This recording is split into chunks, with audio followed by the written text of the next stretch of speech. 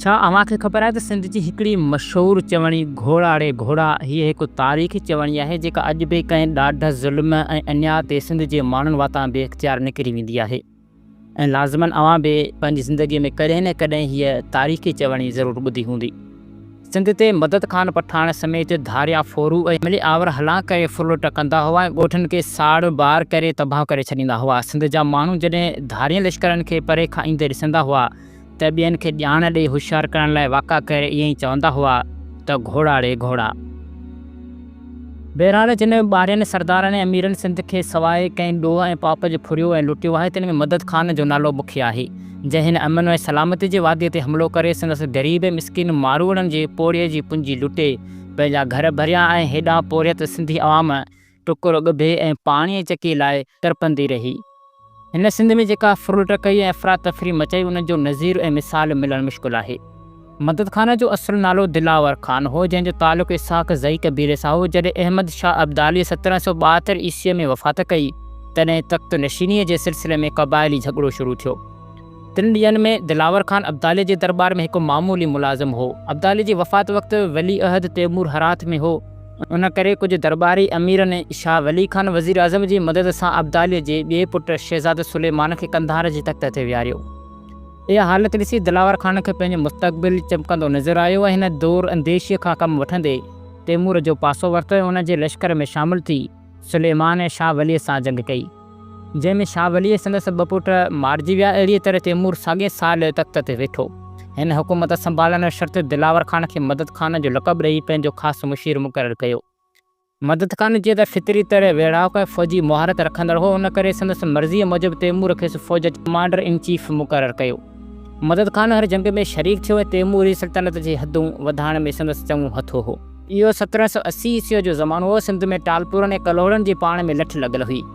गदार सिंध मियां अब्दुल नबी कलोरे मीर बाज़ार खे दोखे सां माराए छॾियो, पर खेसि वेल महल वरी हथु न आई ऐं हू मक़सद जो मोती हथु करे न सघियो। हिन खे खसिजी वियल तख़्त जो वॾो ॾुखु हो, उन करे हिन जोधपुर जे राजा रंजीत सिंह खे उमरकोट मीर बाज़ार जे क़त्ल करण ते ॾियणो कयो। मियां अब्दुल नबीअ लाइ संदसि वालिदा बि मीर बाज़ार खे चयो हो त अब्दुल नबी मुंहिंजो पुटु आहे ऐं संदसि आदत खां वाक़ुफ़ु आहियां, हू मुंहिंजो बि घर तबाह कंदो ऐं तोखे बे मजाज़ का चङाई न रसंदी। ऐं आख़िर अब्दुल नबीअ मीर बाज़ार खे ठॻीअ सां माराए छॾियो, पर मीर बाज़ार जो फर्ज़ंद मीर अब्दुल्ला चुप करण वारो कोन हो। हू टालपुरनि जो मुखु थियो ऐं सादिक़ अली मियां अला बख़्श कलोड़े खे गादीअ ते विहारियो। इहो हाल ॾिसी अब्दुल नबी कलात जे वाली मोहम्मद नसीर खे सिंध ते चाढ़े आयो। लाड़काने जे वेझो सिंध जे सूरे मियां अब्दुल्ला साणसि जंग कई ऐं खेसि शिकस्त ॾेई भॼाए कढियो। जॾहिं अब्दुल नबीअ ॾिठो त हिते पुॼण जी भेणी कान्हे ऐं पाणी सिर खां तार थी वियो आहे, तॾहिं तैमूर शाह वाली कंधार ॾांहुं भॻो त हिन खे लश्कर वठी पंहिंजो वेर पारियां। तैमूर खे ॿियो छा घुरिबो हो, हू त वेठो ई बहाना लहंदो हो। हिन खे पराए मास में काती विझण में कहिड़ो हर्ज, वितर सिंध त मतारी ढॻी हुई। हिन वीरमी कान कई, पंहिंजे वफ़ादार ख़ासि पालियल सरदार मदद ख़ान ॾांहुं चवराए मोकिलियईं त वारो कर सिंध वञी मियां जे वाहर कर, हमरा खे तख़्त वठी ॾे। मदद हिन खां अॻु में ई दाऊद पुटनि जो मुल्क बावलपुर में 40,000 अफ़गान लश्करनि सां गॾु हकियो तकियो हाज़िर हो। तारीख़ बलोचिस्तान में आहे त मीर ज़रक जी शहादत खां पोइ तैमूर शाह जो हुकुम मीर मोहम्मद नसीर ख़ान जे नाले सादर थियो त सरदार मदद ख़ान इसहाक़ ज़ई खे मियां अब्दुल नबी जी मदद लाइ मुक़ररु कयो वियो आहे। इहो पाण सां लश्कर वठी ईंदो ऐं अव्हां जे लाइ बि हुकुम आहे त बिरोयन ऐं बलोचनि जो लश्कर सरदार मौसूफ़ सां गॾे सिंध ॾांहुं रवानो करियो त जीअं टालपुर क़ौम खे पामाल कयो वञे। जा मियां साहिब जे दुश्मन आहे, अहिड़ीअ रीति मुल्क खे सिंधनि हथनि मां कब्ज़ो छॾाए कलोड़े साहिब जे हवाले कयो वञे। बहरहाल मदद ख़ान ऐं मीर मोहम्मद नसीर जा माण्हू 40,000 लश्कर सां देर इस्माइल ख़ान जे रस्ते खां सिंध में कहर जी सूरत में दाख़िल थिया। अब्दुल नबीअ खेसि कुझु नज़रानूं ॾिनूं ऐं सिंध फ़तेह करण खां पोइ तमामु वॾी रक़म ॾियण जो वाइदो कयो। पाण बि बिरोयन ऐं नोमड़ियुनि जो लश्कर वठी मदद ख़ान सां अची गॾियो, पर अफ़सोस जो अब्दुल नबीअ खे पंहिंजी नीयत लोड़णी पई। मदद पहुचण शर्त हुकुम कयो त मुंहिंजी फ़ौज खे पघार कान मिली आहे, सो अधु रक़म जो ॾे त उनखे ॾेई राज़ी कजे। मियां इहो ॿुधी सोचणु लॻो त PM पठाननि सी ॿोली जे न ॿुझनि। आख़िर हबकी हबकी चवणु लॻो त क़िबला मुंहिंजो समूरो ख़ज़ानो किले में पूरियल आहे, उते पहुची कोड़ी कोड़ी जो हिसाबु ॾींदुसि। पर साईं अॻियां बि त अफ़गानी सरदार हो, घाट घाट जो पाणी पीतो हुआ, सुक ते मथो हिन बि कोन आंदो हो, मुल्क फुरिया हुआ, सियाणो ऐं ज़मा गश्त माण्हू हो। हिन सम्झो त अब्दुल नबी इहो सिर्फ़ु ॾटो हणे खेसि गादीअ जी हंध ते वठी वञणु थो चाहे। उन करे लत ॾेई खणी मियाँ जे ख़ासि माण्हुनि बिलावल लेखी ताज सामटी ऐं ॿुढे दरबान खे हथ कड़ी हणी क़ैद करे मथां ज़ोर रखियो त अब्दुल नबीअ जो ख़ज़ानो ॿुधाए त किथे रखियलु आहे। मगर हिन न सलियो। उन करे पठाण सरदार खे वेतर खार लॻी सम्झाईं त अब्दुल नबी कूड़ा वाइदा ऐं बहाना करे थो। उन ते बस अमरा आपे खां ॿाहिरि निकिरी मुल्क में ॿाकर कुटो विझी ॾिनाई। लुट मार ऐं गार्दगिरीअ जी बाज़ार गरम थी वई। बीठल फसल तबाह करे छॾियईं। ॼण माकर घुमी वई जंहिं हंधा थे लंघियो। मुल्क पटा ॾेई छॾियो रही करे छॾियईं। ॻोठनि जा ॻोठ शेरनि जा शेर फुरुज वीरान ऐं बर्बाद थी विया। सोन ऐं रुपा त पंहिंजी जाइ ते, पर मदद सिंधियुनि जो हिकु दांगी टुकुर बि न छॾियो। फ़तेहनामे जे मुसनिफ़ संदसि सिंध में हिन पहिरें खून रेज़ीअ ज़ुल्म जो नक्शो कुझु हिन तरह चिटियो आहे त हू सभिनी बेकसनि खे ॾुखोईंदड़, कमज़ोरनि खे मारींदड़, नातवाननि जा दुश्मन ऐं ज़ईफ़नि जा क़ातिल हुआ। हिननि खे अलाह जो ख़ौफ़ की न हो। हू अफ़गानी लश्कर पागलनि वांगुरु माण्हुनि खे बेहोॾो मारींदा ऐं ज़ुल्म कंदा रहिया। हू जितां बि विया थे ॻोठनि जा ॻोठ वीरान कंदा विया। हू तमामु मोज़ी, नालाइक़ ऐं कमीणा हुआ। सभई रिछनि ऐं ज़हरीलनि नांगनि वांगुरु ॾंगींदा रहिया।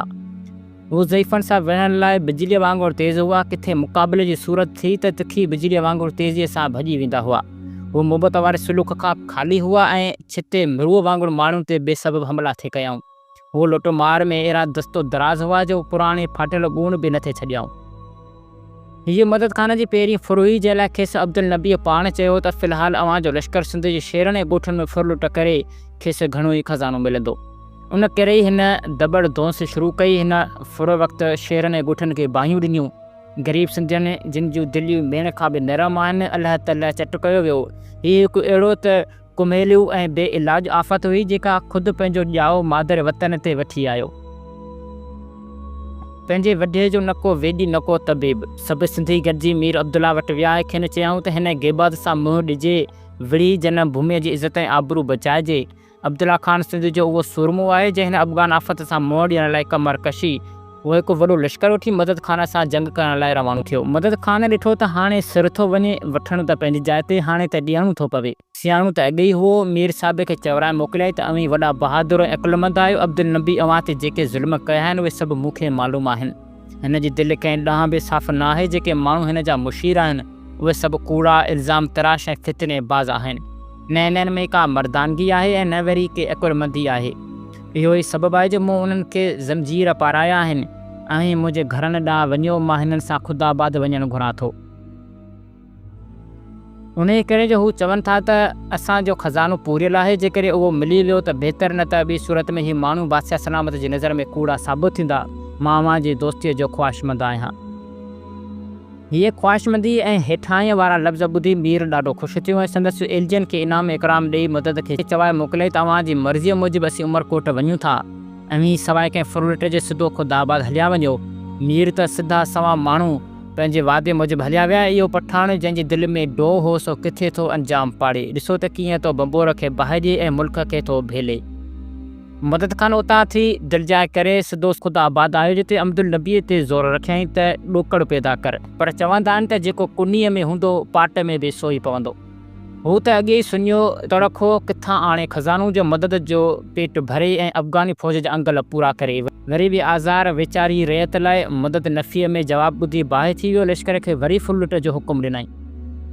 साॻी मुहे वलोड़ शुरू थी वई। फ़ौज फुरलुट ऐं गार्दगिरीअ में हिक ॿिए खां वधीक ज़ोर वठणु लॻी। मुल्क खे फुरे नास करे छॾियाऊं।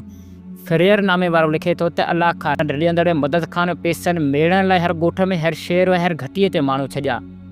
उहे ज़ालिम जिते पहुता, जेका बि चीज़ हथ लॻी फुरे खणी आया। उन सिलसिले में तमामु घणा घर तबाह थी विया। रयत जा केतिरा ई घर बेचराग बणिजी विया। उन वक़्त जे मशहूरु शाइर अज़ीमुद्दीन ठटवी हिन दिलदाज़ वाक़िए जो नक्शो हिन तरह चटियो आहे त सिंध में अहिड़ी ख़ौफ़नाक हालत पैदा थी वई जो क़यामत जो को कड़ो यादि अचे थो। उहे ज़ालिम हर हंधि ग़रीबनि खे पकड़ींदा ऐं क़त्ल कंदा थी रहिया। उन्हनि ज़ालिमनि इंसाफ़ जी तरफ़ खां अखियूं बंदि करे छॾियूं, उन्हनि जा घर वीरान करे छॾियाऊं। उन्हनि हिक पैसे लाइ माण्हुनि खे ॿ सौ ज़ख़्म रसाया। असांजे मुल्क में को बि मालदार न रहियो। तबाही पखड़ींदड़ फ़ौज अहिड़ी वसी पैमाने में लुट मारे खून रेज़ी कई जो इंसान हैवान जो इम्तियाज़ मिटिजी वियो। न कंहिंजे बदन ते कपिड़ो रहियो ऐं न वरी कंहिंजे मथे ते पटको। माण्हुनि जूं जुतियूं लहरायूं, पर घरनि मां पुराणियूं ॻूणियूं बि मेड़े खणी विया। मीर अब्दुल्ला खे जॾहिं उमरकोट में तबाहकारी ऐं सफ़ाकाना कारगुज़ारियुनि जी ख़बर पई तॾहिं खेसि ॾाढो ॾुखु थियो। अमूरी सलाह ते पछताव करे हिकु वॾो लश्कर वठी मदद जे कठु पियो। मदद ॾिठो त हाणे तो ममण मचे ऐं सिर थो वञे। वितर जो मीर जो नियापो मिलियसि त हाथीअ खे ॾंद ॾेखारण जा हिकिड़ा ऐं खाइण जा ॿिया। छा तुंहिंजो कोल ऐं छा तुंहिंजो फैल, इहा ॻाल्हि त ठहे कान थी। तॾहिं चवाए मोकिलियईं त मां रेत सां ज़ुल्म न करियां हा, पर अब्दुल नबीअ मूंखे जंहिं सोन रुपए जो दलबो ॾिनो हुओ उन खां जवाबु ॾिनई। फ़ौज लाइ बि खाद खुराक जो इंतज़ाम न कयाई, उन करे मजबूरन उन जी पूरत लाइ मूंखे फुलट करणी पई। मूं अव्हां जे लाइ बादशाह सलामत खे सिफ़ारिश कई आहे, जेकॾहिं अव्हां सालियानी ढल ॾियण जो वाइदो करियो त मां वापसि हलियो थो वञा। इहो ॿुधी फ़तेह ख़ान पंहिंजा माण्हू वापसि वठी उमरकोट हलियो वियो, मगर अब्दुल्ला ख़ान संदसि ॻाल्हि ते ज़रे बराबरि बि यकीन न कयो ऐं साणुसि मुक़ाबले करण लाइ पंहिंजो लश्कर दीन गढ़ में आंदो। मदद ख़ान छा कयो जो उमरकोट में फ़तेह ख़ान खे दम दिलासा ॾेई पाण सां खयो ऐं रोड़ीअ में खणी 5 सिपाहियुनि जे नज़रदारीअ हेठि हथेकियूं करे खांसि 5 लख रुपया वठणा कयईं। राति जो फ़तेह ख़ान किने नमक हलालनि जी कोशिश सां हिन जे क़ैद मां आज़ादु थी अब्दुल्ला ख़ान सां वञी मिलियो। हाणे ही लश्कर मरण वारो कीन हो। मदद ख़ान खे जो फ़तेह ख़ान जे ख़िलाफ़ थियण जी ख़बर पई तॾहिं कावड़ में अची सिपाहियुनि दड़ खां धार करे छॾियो। हिन खे पंहिंजी शिकस्त साफ़ नज़र थी आई, उन करे रोड़ीअ खां मंज़र खणी उॿावड़े आयो। मीर अब्दुल्ला बि संदसि पुठि कान छॾी ऐं खेसि सिंध मां भॼाइण लाइ संदसि पोयां लॻो। आख़िर ॿी वाहन ॾिसी मदद ख़ान दौलतपुर वटां सिंधु दरिया टुपी कंधार ॾांहुं भॼी वियो। सिंध में मदद ख़ान जी हीअ फुर पंहिंजी नौयत ऐं अहमियत जे लिहाज़ खां खूनी ऐं दर्दनाक फुर आहे। हिन शख़्स जहिड़ी तरह सिंध ऐं सिंधनि खे फुरियो ऐं लुटियो सो क़ाबिल अफ़सोस आहे। मञिजे खणी त अब्दुल नबी हिन खे वॾी रक़म ॾियण जो दिलासो ॾेई सिंध में वठी आयो, पर इहो बि तॾहिं जॾहिं हू खेसि तख़्त वठी रहिया। मगर छा उन वाइदे वफ़ाई जी ज़िमेदारी सिंध जे ग़रीब अबोझ ऐं पोरित अवाम ते पवे थी, जिन जा झुॻा झण कया विया, खेनि फुरियो ऐं लुटियो वियो, मारियो ऐं साड़ियो वियो। त उमेद आहे त अॼु जो हीउ वीडियो अव्हां सॼणनि खे ज़रूरु पसंदि आयो हूंदो। त वीडियो खे लाइक कयो ऐं जेके बि नवां दोस्त आहिनि उहे चैनल खे ज़रूरु सब्सक्राइब कनि। त मिलंदासीं अहिड़े दिलचस्प हिस्ट्रिकल वीडियो में। त असांखे ॾियो इजाज़त। अल्लाह हाफ़िज़।